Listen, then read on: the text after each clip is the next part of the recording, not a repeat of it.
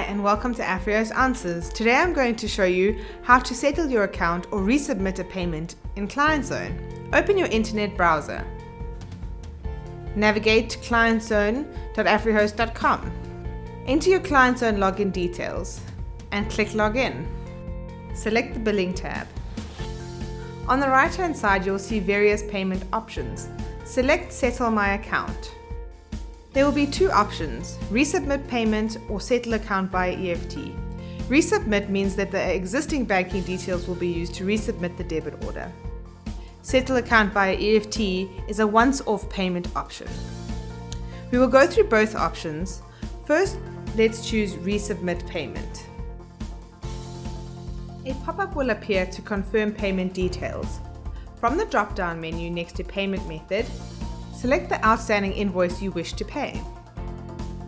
From the drop-down menu next to payment date, select the date. Click Yes, Submit Payment. Now let's go through Settle Account via EFT. First, you'll need to log into your internet banking and create a payment to AfriHost using the banking details displayed. For your payment to go through immediately, select Instant Payment or Pay and Clear Now. You have now successfully settled your account via ClientZone or EFT.